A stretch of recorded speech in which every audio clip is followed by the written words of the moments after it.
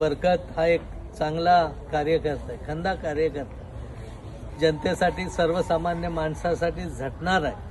आणि असा जरी आर्थिक परिस्थिती फार मोठी नसली तरी त्याच्या तरुणाच्या पाठीशी उभं राहण्याची जबाबदारी ही तुमची आमची सगळ्यांची आहे. आणि आम्ही तर राहणार आहात, तुम्हीही राहणार आहात. आणि येणाऱ्या 3 तारखेला याच मोर्ल्यात इथं बरकतची आणि साक्षीची मिरवणूक निघेल हा विश्वास व्यक्त करतो.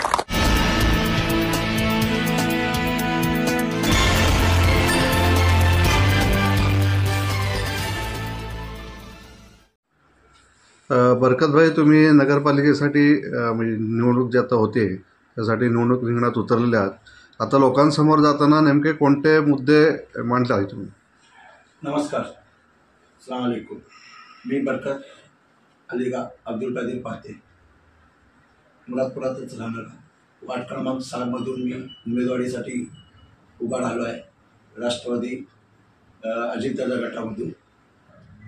त्याचप्रमाणे गेली कित्येक वर्ष मी सामाजिक कामं करत आलो आहे.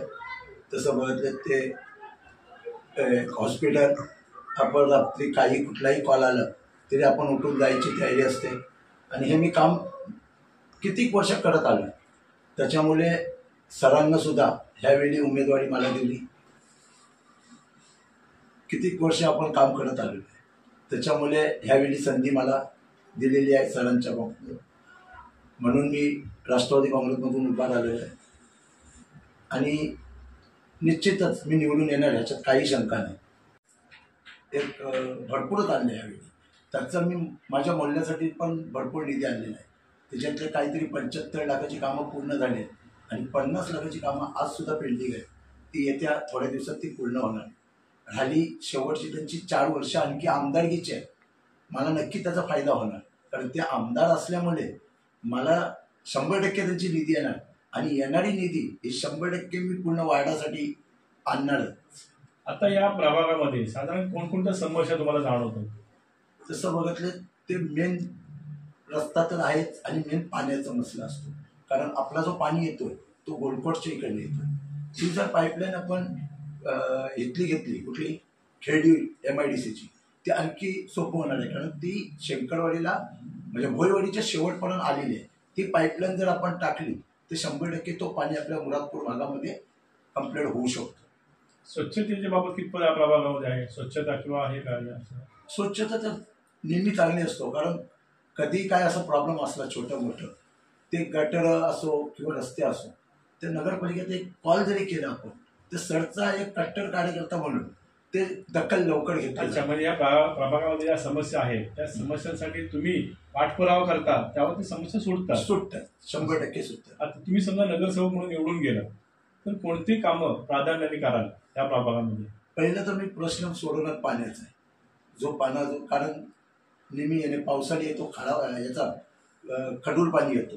बाकी मे आणि ह्याच्यामध्ये एकदम ह्याचा पाणी येतो, खारा पाणी येतो, मसूर पाणी येतं.